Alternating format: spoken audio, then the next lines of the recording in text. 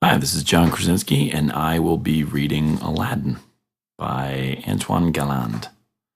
Now, there is something you need to know about our hero Aladdin. He was a constant daydreamer, and despite what you may have heard, Aladdin was not a practical young man. He would lie in bed for hours at a time dreaming of having no homework, being as rich as the Sultan, and marrying a beautiful princess.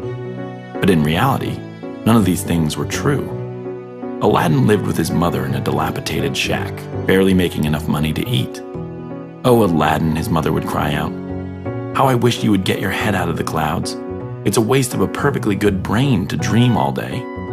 And though Aladdin loved his mother very much, he could never stop dreaming of a better life. One day, as Aladdin was searching the streets for a job, a man claiming to be his uncle stopped him. "Aladdin, my boy," he proclaimed, "come with me, and you and your mother will never have to worry about money again." But when Aladdin ran home to tell his mother about his uncle and the great riches he would get, his mother was not impressed. "Don't believe everything you hear, Aladdin," she scolded him. "There is no such thing as a free lunch."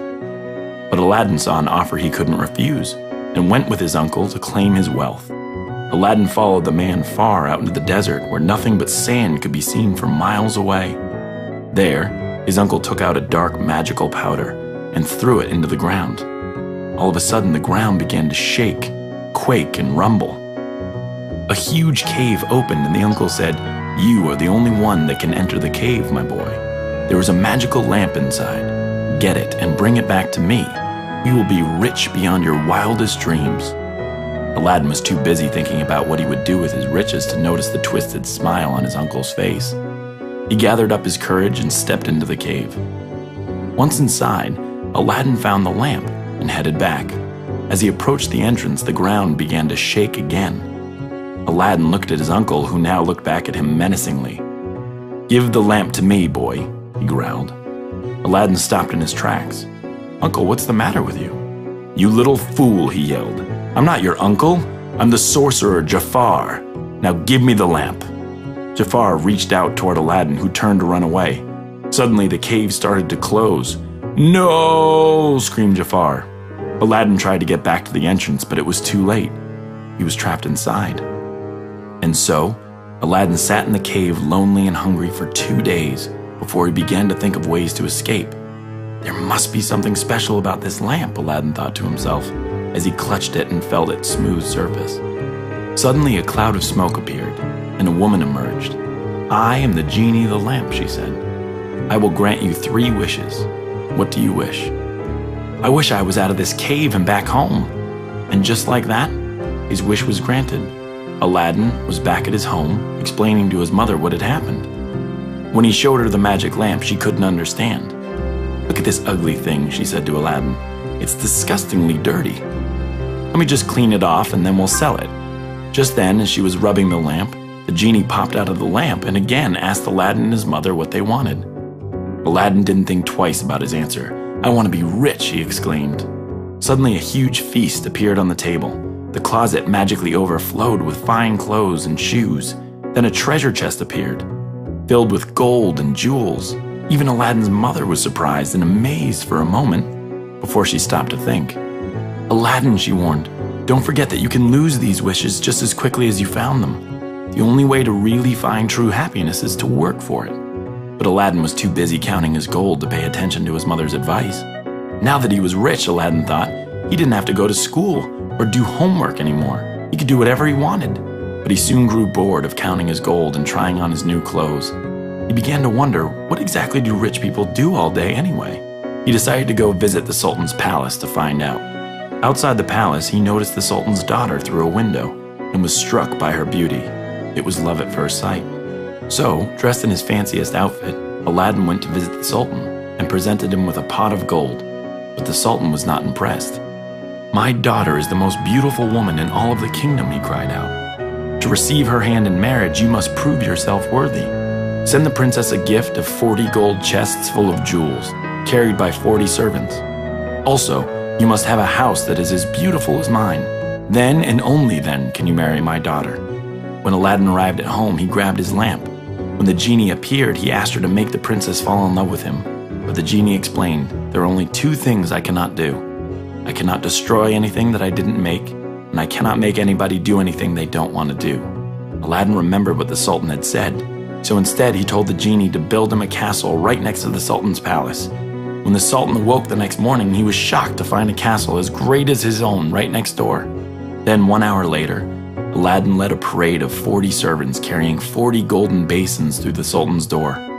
The Sultan was so impressed and so shocked that he agreed to let Aladdin meet his daughter. The princess was not impressed by Aladdin's wealth and jewels, but she could see that deep down he was a kind boy.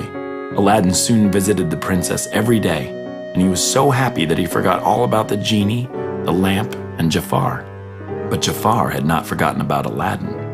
He heard all about Aladdin's riches and knew that it was all because of the lamp, so he devised a plan.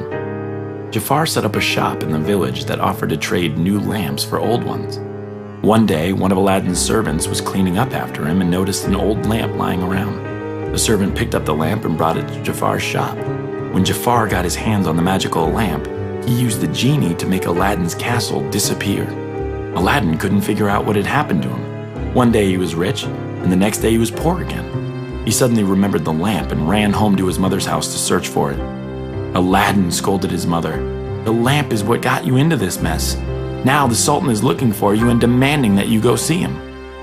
Aladdin went over to the palace and found a very sad and angry Sultan. "Aladdin, Jafar was here. He told me about your genie, then took my daughter and disappeared. You have 40 days to find her," he screamed, "or you will be banished from the kingdom forever." Jafar must have gotten a hold of the magic lamp somehow, Aladdin thought. What was he going to do without it? He went back to his mother to ask for her advice. "Aladdin," she said, "you don't need magic to solve your problems. I've heard of this Jafar. He has built a new palace in Egypt. He must have used the lamp to do this.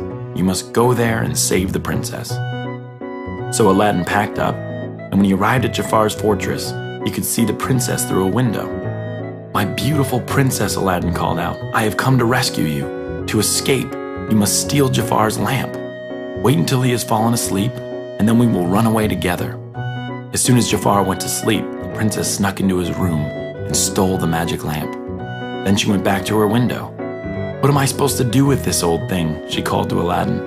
When Aladdin told her about the genie, she didn't believe him, but she rubbed the lamp anyway and was amazed when the genie appeared.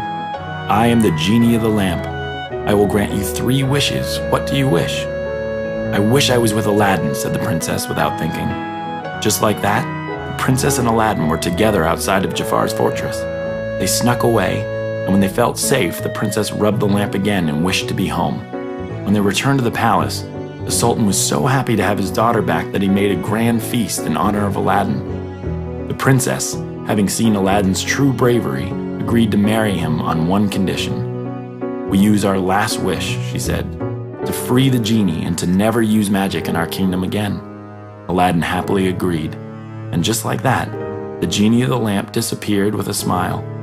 Aladdin rebuilt his castle, but this time with his own 2 hands, so nobody could ever take it away again, and they all lived happily ever after. The end.